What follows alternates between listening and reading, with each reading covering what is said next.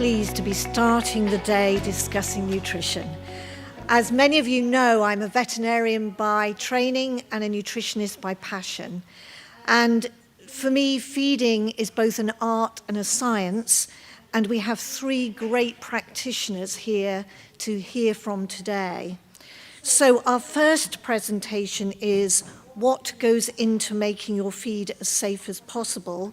And Ruth Bishop, who is the chair of the feed committee for the British Equestrian Trade Association, will be highlighting the key responsibilities of reputable brands in providing safe, nutritious products that are fit for the purpose for the horses they serve. So Ruth, if you can come up. Could I ask you to please put questions into Slido as we go along? We'll take questions at the end, and we will also take questions from the auditorium as well. Thank you, Pat. Thank you to the organising committee for inviting me to speak today. Any of you with children of school age in your life as children, grandchildren, nieces, nephews will know it's World Book Day today. And I'm looking to the audience to see how you've all come dressed. As you can see, I've come as the charge of the Light Brigade. But I'm actually here representing, as Pat said, the 170 or so members of the Beta Feed community. Beta is the British Equestrian Trade Association, although our membership goes beyond the British Isles. So it's the forage, the feed, the supplement manufacturers and marketers all subscribe to Beta, and we set standards and we encourage good practice, and so I'm going to share some of that with you today. But in fact, it's probably fair to say that all of us here like to see a well-fed horse, and we could probably debate all day what we all mean by a well-fed horse, but one thing is for sure, horses don't eat scientific papers, do they? They don't eat percentages, but what they do eat is real feed made by real people, and that's the people that I'm representing today. So, and also with horses, we've got a long heritage of feeding horses. I think it stems from the Bronze Age, that equine health and welfare through feeding has been really important. And behind my work for Beta, I work for a tremendous business that's 350 years old this year, started manufacturing in 1675. And I think this picture from the company archives shows a more circular time when the horses brought the food, they created to the mill created the food for humans and for the animals, and so we carried on. And an Nod to World Book Day, we have here a book from 1852 when this picture was taken, the stable book by an august Scottish vet, Mr. John Stewart. And I'd recommend you go and look this one up on the internet. There's some really, really interesting insights about how the horse is kept in those times. And in amongst it all was some diets. And I thought, oh, as a little adjunct for you today, I'd just profile then and now dietary-wise. And back in the day, 170 years ago, these are both diets for hard-working, high-energy diets. And back in the day, 10 to 12 pounds of hay and a mixture of oats and beans, plus chaff, like we do today, and roots. And the mixture of beans is given in the book. And I actually calculated what that was, and that was a 16% protein, 48% starch diet. But significantly, they knew how to feed it. They did it in 5 feeds a day. Whereas now, not wrong, really good technical racehorse feeds or high-energy feeds for competition horses, you might feed up to 5 to 7 kilos a day with chaff, and we feed generally 3 to 4 feeds a day. So let's have a look at what that looks like in the feed bucket. Unsurprisingly, the energy and protein are about the same, because these are hard-working horses, and those hard-working horses need that same amount of energy and protein. The starch is interesting, because many people in the room are probably quite fixated on starch, and quite rightly, it's associated with some conditions we're trying to avoid. But when you feed a 48% starch feed, the total grams per day, 3,400, but actually, in the moors of today, you're quite close to the recommended limit per meal because we're feeding, or in that time they knew to feed 5, they knew to manage the horses in more feeds per day. And on the right-hand side, we're comfortably within that because we can now make really great feeds with controlled starch content. But for me, the big difference is, or another big difference, should I say, is what we know now about the other stuff, the glue, the micronutrients, the energy, there's the vitamin E, the copper, far better supplied in modern diets. And just an interesting insight. And I think the truth is, things are now a little bit more complicated. And this is a sort of a model of kind of what goes into the horses' mouths now, and the forage and the main meals and the balancers. And it's complex, but it's not bad. And there's a lot of responsibility behind there. And I think some of this complexity breeds mistrust. And I think the work that we try to do as Beta is to try and give that trust back to and how to spot good manufacture and good responsible behaviours in the sector. But let's face it, there's a lot of variables, aren't there? There are lots of variables in our world of the horse. You know, the horse itself is very variable. Every horse is an individual. How many times do we get told that? Our forage is variable, and Meriel is going to speak about that next, and forage and its quality, but it is the cornerstone of the diet. And I draw your attention to the top right there, the Agriculture Horticulture Development Board monitor grass growth and grass nutritional quality through the year. Not for horses, for the ruminant side of things, but you know, that's last 5 years' data, and you can see how it varies, and we've got to manage that as horse owners. And then how we feed our hay and how we feed our feed, we, as feeders of horses, vary that. So I would say that feeding is actually a team sport. Now, back in 1852, most of the team were here on the left-hand side, and more now, we're in the middle and on the left-hand side, but somebody's got to actually feed the horse, and they've got to work out what that horse is, and with their staff or their non-staff themselves, they've got to work out what's the right thing to do. And there's plenty of advice about how to feed horses, both good advice and bad advice. And in our session this morning, we're going to talk about how you can find that good advice. And the advice can be variable, but that person that can help you, the horse feeder, recommend or choose what to put in your feed room. And the group that I'm representing here, the manufacturers, are often unseen and assumed to be good. And I sometimes feel feed orders go in and the feed is delivered. And manufacturer is a bit of a black box, but it's not. It's a really highly complex and very expert, very specialist way. And because it can go badly wrong, and I think all of us, our hearts will go out to the Belgian Olympic rider who lost her position, and the team lost their position because of a prohibited substance in a supplement. And it was one of 14 supplements, if any of you read the Tribunal.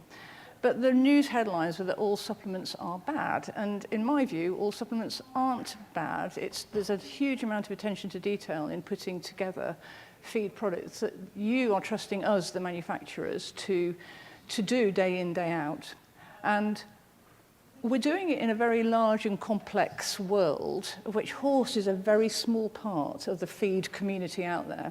So this is a chart that shows horse feed production, that's horse feed and supplement production, as a proportion of the total animal feed production in the UK.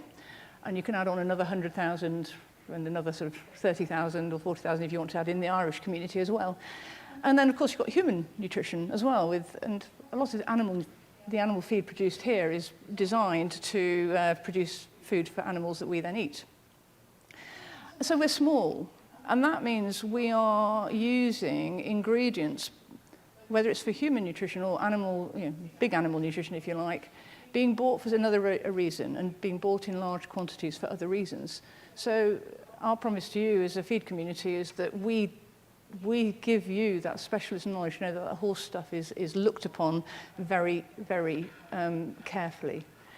And so what does that mean? That means we've got macro responsibilities in regulatory frameworks. And it's often put to me that we are unregulated. But we are hugely regulated. Those 9 pieces of major legislation which are UK and Europe, and they are no longer the same. They are divergent. So we have to dance between UK and EU regs all the time. But our fundamental promise, and our fundamental responsibility is making safe products. And talk about that in a second. And is it legal? And is it truthful? And that adage does actually stand true, that if it sounds too good to be true, it probably is. We need, as a feed community and a supplement community, to be able to justify what we say. And because a horse is classed as a food-producing animal, we've got to be able to trace it and get it off the market if there is indeed a feed calamity. And what does that mean for us? That means we've got to have all these sets of expertise. And thinking about the team vet who recommended the supplement to Tina Magnus in Belgium, in recommending that supplement, they were assuming all this knowledge was in that tub that said no banned substances, which in itself is a red flag. And what do we bring? We bring complete supply chain knowledge, and we bring sustainability credentials, sustainability responsibilities as well. We've got an eye on emerging risks, and any of you with feet or contact in farming, you will know that there's changing in farming policies, cropping policies to do with the environment. That presents as a risk, especially with prohibited substances. You take it as read that we've got high quality, well-invested manufacturing, and that our people are highly trained, and that's something we spend a lot of time back in my business doing. But sometimes with the knowledge that you might receive in the press, you hear about nutrients and key nutrients. It's our job to find them and find them safely and find them responsibly, find them consistently, know ingredients to supply them consistently and adapt to that. And then this other area, we've got to know where the problems lurk. And that also touches on supply chains. Herbs, great.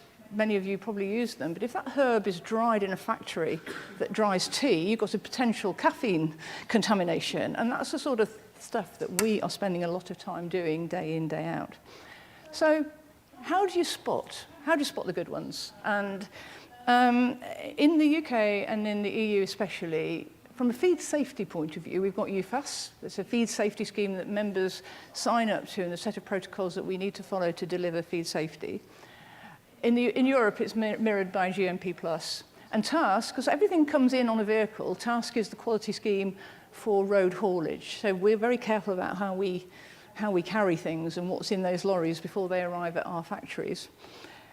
And then in terms of prohibited substances, the gold standard is this beta-NOx scheme, which is something that's been on the plate now since 2009 and is just having a refresh in the world post-Zilpaterol. If you remember, in 2020, Zilpaterol entered molasses and entered horses, which failed races, and it was a major trauma to many people. And this is the gold standard. And it reduces the set of good practices that our members do to reduce the risk of prohibited substances entering feedstuff. It's an international scheme, it's open to all, and it's what I would say is the benchmark. So, without further ado, I will stop there and hand over onto our next speaker.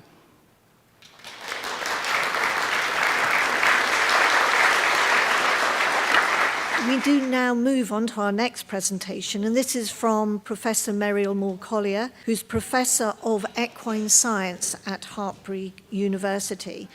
She's going to talk about finding the best forage for your horse. And this means that she needs to just remind everyone what forage is, why it's important to get it right, and making the good choices for your horse. Again, please, if you do have questions, do put them into Slido so that we have them ready at the end. Thank you, Meriel. Thank you, Pat. And thank you to the committee for allowing me to talk about my passion today. So I could have entitled this talk, Fantastic Forage. Forage first, forage for health. So why am I so enthusiastic about forage? Well, forage is the very foundation of the diet. And a good diet is the foundation of good behavior, health, and welfare in our horses. Forage feeds the gut that evolution has given us. So the cecum and the large intestine make up the hindgut, and that makes up over 60% of the horse's gut. So that's the bit that we should be concentrating on when we're feeding our horses. Fiber, provided you feed at the recommended minimum of 1.5% of body weight per day, promotes good time budgets in horses. When they trickle feed, they chew. When they chew, they salivate. Saliva has a very important role in the stomach. It actually buffers the acid in the bottom region of the stomach. And then the forage and the saliva together form a fiber mat, and that prevents the splashing of acid during the exercise from the acid region up into the aglandular mucosa. So we find that we get less gastric ulcers when we feed high forage diets. But forage nurtures the hindgut microbiome. And in fact, we find that on a good forage diet, you have a more stable and diverse microbiome. And that means less colic for horses. And as colic is still the biggest cause of death of horses in the UK, it's very important to get that right. But forage is more than just ballast. It's a really valuable nutrient supply. And in fact, that nutrient supply is slow release energy. So that gives the horse a nice even supply of energy to sustain the activities throughout the day. And hopefully it gets you off that I want to buck you off in the 5 minutes, and then half an hour down the road he's dragging his feet. So in terms of energy supply, can we expect good energy levels from forage? Well, research has shown us that if you feed quality Timothy haylage plus a balancer, you can actually maintain work in high-performing horses. These were racing trotters. We also find that actually feeding young thoroughbred foals a balanced, high-quality haylage total mixed ration actually sustained really quality growth in these animals and also promoted good hindgut metabolic profiles. We also know from Proudman's work that a healthy microbiome in foals protects against later life gut issues, orthopedic issues, and respiratory disorders. So how do we choose the best forage for our horse? Well, first of all, we've all got to be a little bit more honest with ourselves. What are the energy requirements of our horse? And does your horse actually carry a few more kilos than it should do? So you need to assess that properly and categorize your horse as a leisure, a light working horse, a performance horse, is he really working hard, or have you got a horse with clinical issues? So looking at that fiber, we want all of them to be fed a hygienic, palatable fiber. For our leisure horses then, what they want is a nice continuous supply of fiber, and it's better to feed them a higher fiber, so higher stem to leaf content. If you know the nutritional value of that forage, well, that will make ration formulation much easier for you. If, however, you're feeding a performance horse, which is working on the edge of its ability, then you need consistent forage, so you need a consistent nutrient supply that you can rely on. So we're looking there at much higher quality fiber, and you probably do need to know the nutritional value. In fact, I would suggest that's quite important. But when it's critical is when actually you've got a horse with clinical issues, particularly those that have got insulin dysregulation or laminitis. You really need to know what the water-soluble carbohydrate content and indeed the digestibility of that fiber is so that you don't push the horse over into a clinical episode. So looking at the three most common forages that we have here in the UK, grass, hay, and haylage, well, they're all really quite variable. Grass varies from day to night, and it also varies seasonally. In terms of our forage, though, one of the biggest issues in feeding forage and the variability is the physiological age, the age at which that was actually harvested. So harvesting conditions, physiological age, dry matter, hygienic content will all have an impact on the nutrient content of the forage. We're also finding actually now that haylage is even more variable than we thought, and certainly more variable than hay. So we can get a very wet haylage, as it were, down at 65% dry matter, up to an 80% dry matter haylage. And that can have quite an impact in nutritional value, and we're finding quite an impact on dry matter digestibility. If you do any of these pre-feeding treatments, such as soaking and steaming, which you might want to do to get rid of dust or indeed to reduce water-soluble carbohydrates, just be aware that that treatment will actually alter the forage. So you will alter the forage biome, and you will alter the forage nutrient content. Forage is not regulated, you can just see why, because it doesn't carry any nutritional analysis, but that doesn't mean we shouldn't have a quality assessment, and some sort of quality assessment is necessary, particularly because we now know that high-quality forages, talking about the high leaf to stem, they seem to be more evenly digested by most horses and quite consistently digested. But the issue comes when we're feeding more mature forages, those with higher acid detergent fiber, which is the less degradable part of the cell wall. And you might find that within a stable, you've got two horses eating the same hay. One will do quite well on it, and one won't. And that's because of their ability to digest the fiber. We also know now that most UK hays are low in digestible protein. And we also know that the mineral and the trace element level can be really quite variable. So I would say in 99.9% of cases, you are looking at feeding a balancer to make sure you're meeting nutritional requirements. So making the best choice. Well, if you can possibly get some nutritional value analysis done on it, so know the soluble side of it, the water-soluble carbohydrate and crude protein, but also look at the fiber. How digestible, potentially digestible is that? Looking at the nutrient-detergent fiber and acid detergent fiber. And of course, assess it for dust content. If you can't get that, and I appreciate some owners don't have access to that, then if you can get some information from the grower to enable you to do some sort of quality assessment, because as we've just seen, it can be quite variable. Feeding high-performance horses, you can rely on forage giving you a lot more energy than we previously thought. So a high leaf-to-stem forage, you will actually meet more of the animal's crude protein and energy requirements. That means you can actually afford to feed less cereals, and that means you get a better microbiome profile, and so you'll have a healthier horse. If you want to feed ad libitum, then ask yourself, is the forage suitable for doing that? Or if you allow free access, is he going to get overweight? Probably best, though, to know your horse's intake behavior. So we now suggest that it's better to feed to appetite so that you can actually allow the horse to eat, not waste the food, and he gets what he wants without wasting a lot. If you're feeding haylage, check your management system. Is it suitable for you that you can use that haylage up within the recommended 5 days? Because if not, you start to get aerobic spoilage, and then the nutritional quality drops down.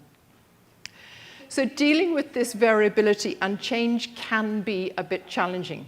But we do know that the hindgut microbiome is similar on horses fed quite a wide variety of forages. In fact, more recent work has shown that even on hay and grass, they can be quite similar. And most horses are quite robust at dealing with some changes. But change can have a negative impact on the microbiome. So it's best to actually change from one forage to the next gradually so that you don't cause any problems. So thank you for your attention, and I'm happy to answer any questions. So we now move into our final presentation in this series, and this is from Dr. Katie Williams, who is chair of the Equine Nutrition and Feed Advisor Register Working Group, which is part of the British Equestrian Trade Association. Now, she's going to talk about food fights and finding a way through the soup of misinformation.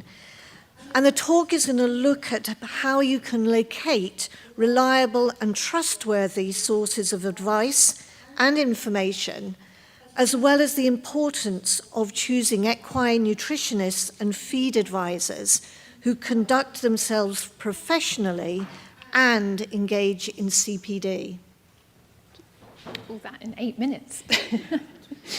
So, Ruth has already highlighted this morning that the feed industry is actually very highly regulated. But what about the people working within it? Well, the profession of nutritionist doesn't have protected status. So whether you're advising on dogs, cats, humans, or horses, as a nutritionist, there is no sort of protected status for that profession. And what that basically means is that anyone can call themselves a nutritionist, and they do. So there is a reason for that. It is a great career. It's a job, a profession that's taken me all around the world, and I've met some wonderful horses and some interesting people along the way. You got the joke. But what does that look like in practice? Well, I think these two quotes or proverbs, whatever you want to call them, albeit slightly cliched, they do sum up succinctly the sort of situation we find ourselves in. The more you know you don't know, and therefore you tend to become a little bit more nuanced in the advice you give, and it may be harder to give definitive, clear-cut guidance. And yet those perhaps with less knowledge tend to try to cut through all the noise, cut to the chase, and give a perhaps more definitive answer.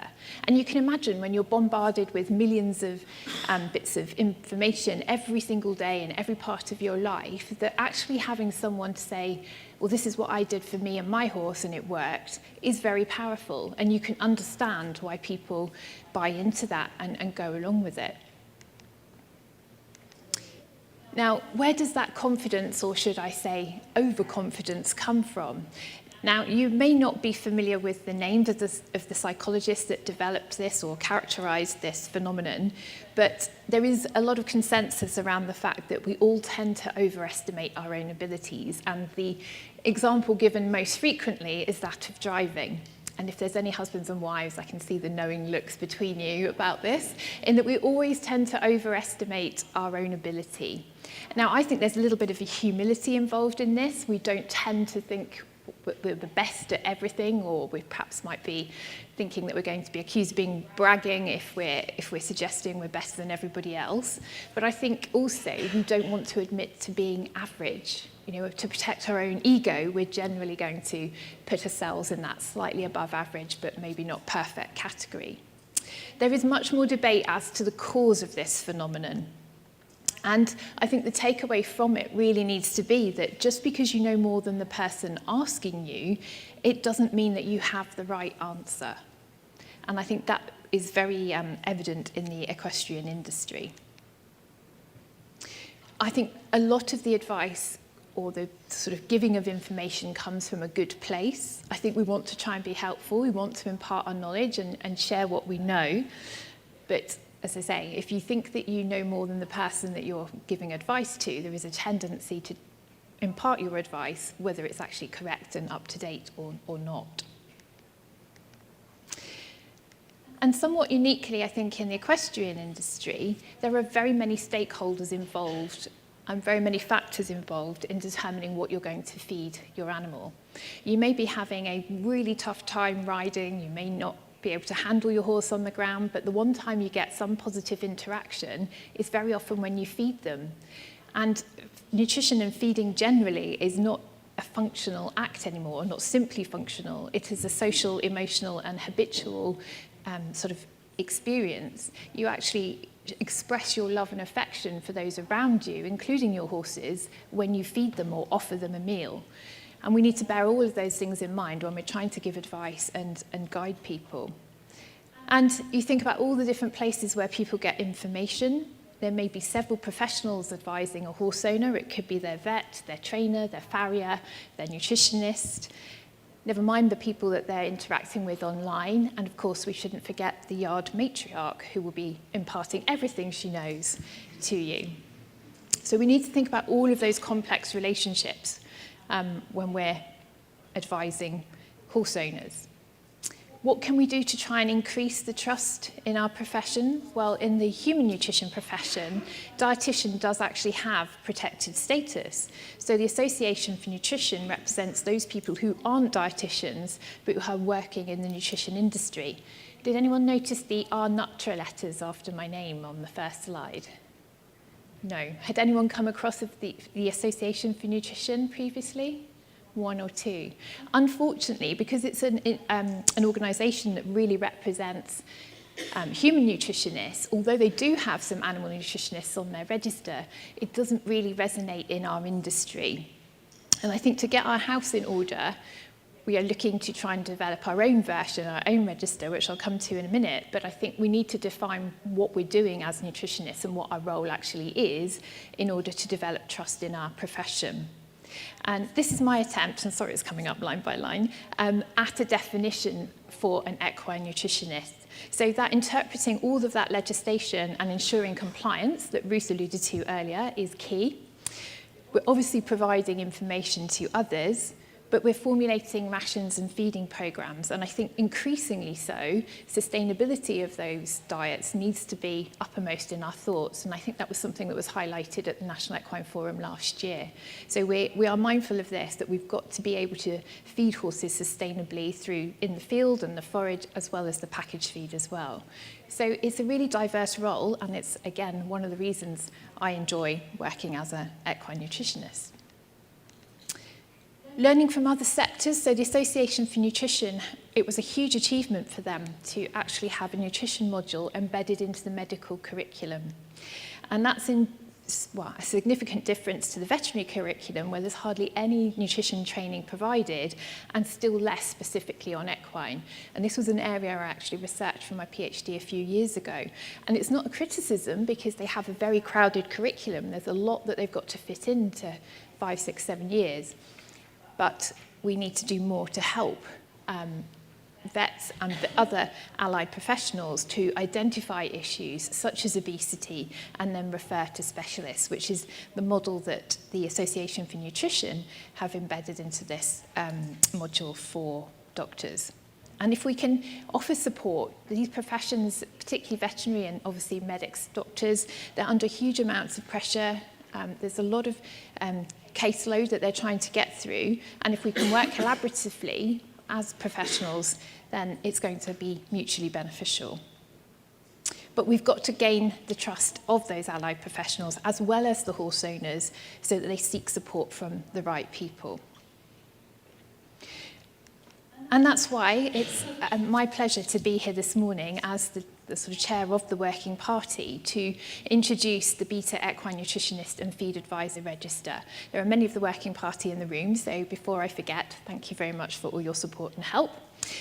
This register is trying to showcase the nutritionists and feed advisors who keep up to date by doing their CPD and offer a good standard of evidence-based advice. So I've tried to define a nutritionist. We're also including feed advisors, because we're very aware that they are often the people giving advice on a regular basis, those people working in feed retailers, weighing service providers, industry personnel who aren't necessarily nutritionists. There will be an entry exam and assessment, and this annual requirement to complete CPD, which is going to be reasonably onerous.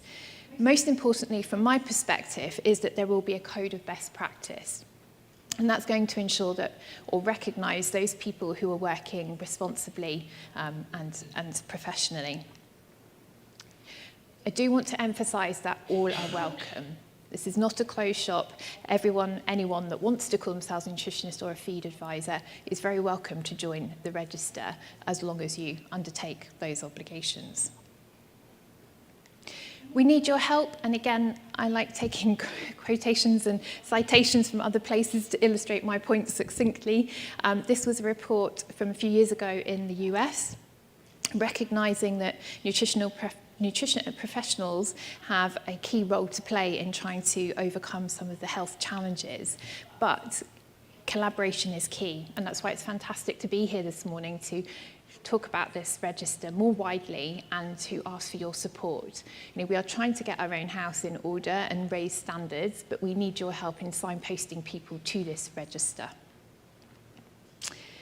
Timings, so we're launching it officially at the Beta Feed conference, then the applications will open, and we very much hope to have the register live in the autumn, subject to the number of applications that we have.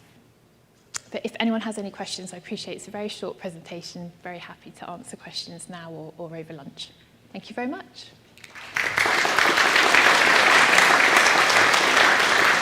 Thank you, Katie, and everybody else involved. There's been a lot of work to try and get this to this stage and to be able to report here. So, Katie, if you can join, and Ruth and Meriel. Please, we would like to open this up to questions from both the auditorium and Slido. If you are in the auditorium, and I'd like to take a question first, if possible, from there, please can you stand to say your questions and say who you are? So does anybody have any questions to start us off? If not, I will start with one, which is it's a question from Slido, and it says, it's to you, Meriel, I think, how long do you recommend soaking hay? And I'm going to now emphasize, so you'll answer this part as well, to reduce starch levels. Okay, well, hay actually contains very little starch, so it's the water-soluble carbohydrate level, if you're soaking, that is probably what you're aiming to reduce. And unfortunately, I wish I could say, oh, it's 3 hours and that's it, but unfortunately it very much depends on the type of hay, and as yet we haven't been able to find what it is in hay that causes losses. So unfortunately we can get losses highly variable from 2% up to about 52%. So it really is a case of soak it and see.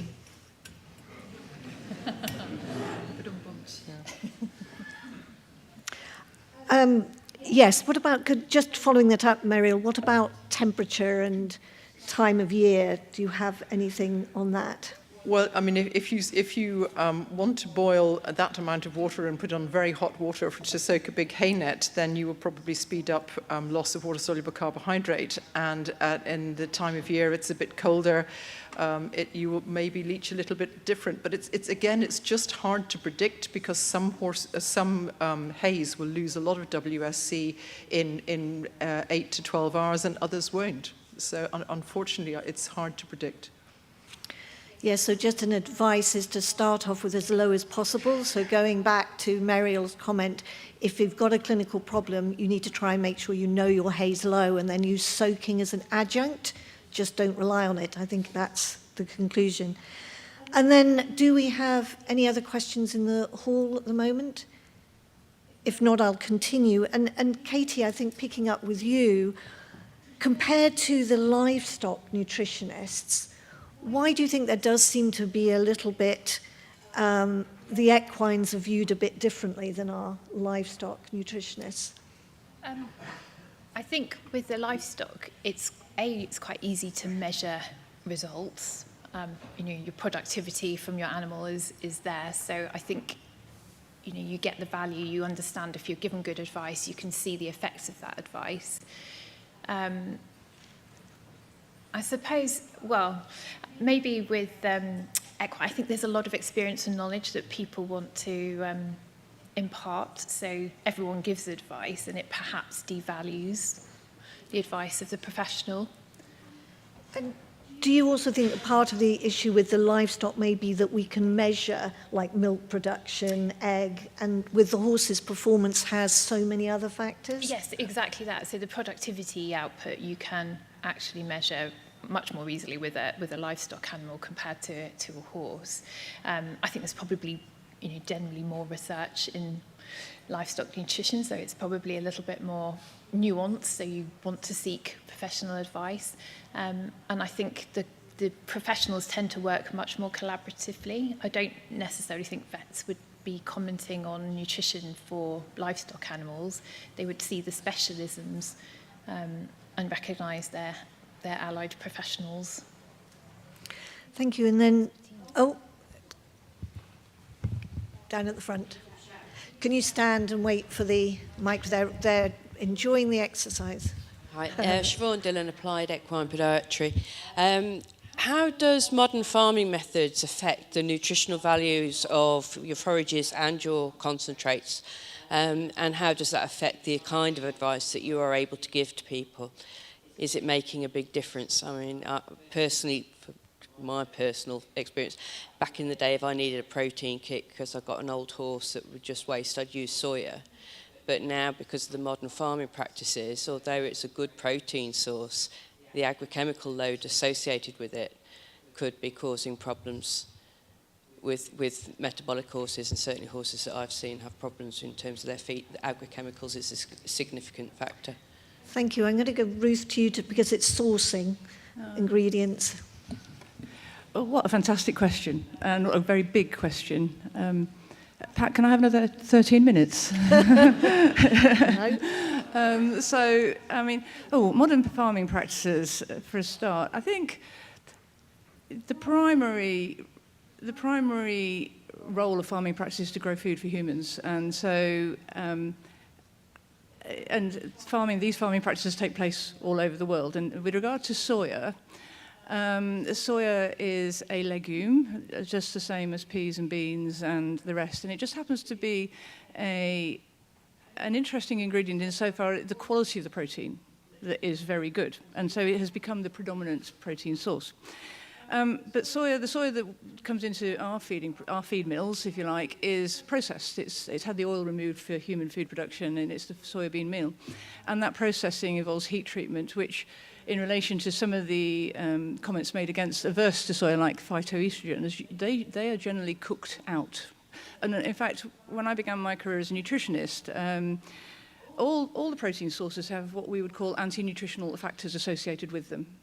Peas, beans especially, soya is no different, lupins as well. And so the process by which they arrive at our factories heat treated is taken to remove those.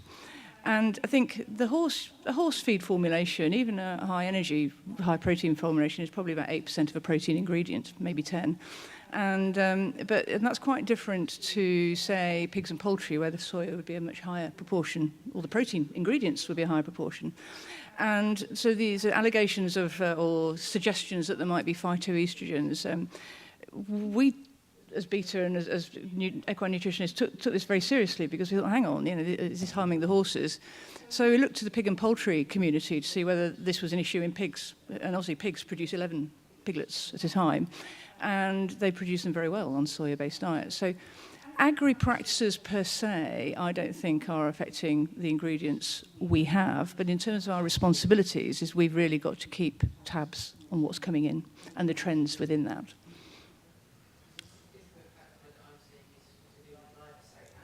Sorry. Microphone. Can we have the microphone if we can continue just quickly, then we need to move on. But it is an important point.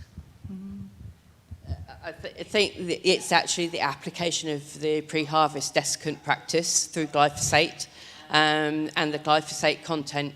I do see that horses in fields that are next door to sprayed fields, that are, they've inhaled it almost, or it's had a small contamination on the grass. I quite often can see a laminitis issue because they've been contaminated with agrochemicals. And the question is that kind of contamination affecting the horse feeds as well? And is that causing some of the health issues that you might see? We are by law set to monitor pesticide residues in feeds, but to very low levels. So it's an important part of our programme of manufacture to have QA practices that take ingredients and look for not only pesticides, actually, things like dioxins, all these sort of, back to the undesirable substances I talked about. But actually you make a wider point that's actually worth making wider if I've got time, which is agricultural practices are changing, and herbicide availability is changing. Species being grown are changing. The sustainable farming incentive in farming is bringing huge amounts of new seed mixtures, and we don't know the impact of those yet in terms of what goes into the feed bucket. And that is something that we spend a lot of time in sort of beta community thinking about what that's going to mean. So yeah. Meriel. In terms of the forage in modern agricultural practices, certainly the nutritional value of the grasses which have been grown for beef and milk production are higher, and we get what we call high sugar grasses, higher water-soluble carbohydrate. And so actually I would suggest maybe that part of the laminitis issue you have is that maybe the horses are actually grazing sugar grasses that are very high in sugar that is actually they haven't really evolved to deal with. So in terms of our forage, we get quite higher protein levels, but also remember that the protein isn't always available from the for the horse because it's locked up in the cell wall. So it's the leaf to stem area thing that you need to concentrate on, looking at the nutritional profile. But certainly modern agricultural practices will give you much higher nutritional value grasses and forages that many of our horses don't actually need, and therefore it can tip them over into metabolic disorders.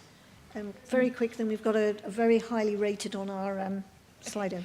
Yeah, I just think from the advisory point of view, I think that's exactly why it's important to go to the people that are testing the ingredients, doing the residues, and getting it from the horse's mouth, rather than just listening to some of the stuff that's shared on social media. We have a question, and a lot of people have been interested in the answer. Dentally challenged veterans are increasing in number each year. Are hay replacer cubes, nuts, mashes literally like for like, or do they always have a higher nutritional value? Thank you. Do you want to just start? I think it's asking about the replacers for veterans. And are they all the same? Are hay replacers all the same? Mashes all the same? Gosh. I think the simple answer is they're probably not, because they're probably individually designed to have a specific functionality to do with that product and that claim. But the general design is for the horse to be able to chew on fibre. So that would be a common theme of all. Meriel, quickly. Yes, I mean, many of these are actually very good for old horses that can't chew, and they give the necessary fibre. So that's forage chopped up, so it's fibre, and fibre does the same thing in the gut. But you need to look at the bag and see what it contains, and be a little bit more critical about whether it's this one or that one that would be best for your horse. It really is listening to the horse. And if I could add, in your presentation, Meriel, you said that forage is unregulated, which it is. It grows out the ground. And, but these, as soon as you go to a purchase feed, it's highly regulated and highly consistent. So when you've looked on the bag and it says it's 8% protein, it is. And if it's 20% fibre, it is. Because that's the world that we responsibly live in to create consistent products. So it's quite a good, consistent option if you've got a metabolic animal or an old animal. Okay. I have one final question, Ruth, is if you are a vet or a farmer and want to put a feed on the market, can you just do that? That's a great question. So there's a low barrier to entry of calling yourself a nutritionist, but equally there are organisations out there where you can have somebody make your feed or supplement. But actually, if you place a product on the market in the UK or the EU, there's a registration required to be a feed business operator, and with it brings that raft of regulation that you saw me put up, the nine pieces that are beholden on you to make safe feed and traceable feed and use prescribed lists of ingredients, make legal claims. And a point actually earlier, Pat, when you asked about agricultural nutrition versus horse nutrition, a horse is generally either healthy or it's not, or it's performing or it's not. And so the territory for advice and the functionality is a nectar to us all, isn't it? We want our horses to be better in whichever way better means. And oftentimes that takes us across the line into the veterinary medicines regs if we promise a health benefit. Health benefits, for improving joint function, say, that's a medicine, not a feed. Feed support. So all those rules are wrapped up in being a feed business operator, Pat. Thank you. Thank you very much to the panellists. There are lots more questions. Apologies to those of you on Slido, but we've come to our end of our session and I now pass it on. Thank you very much.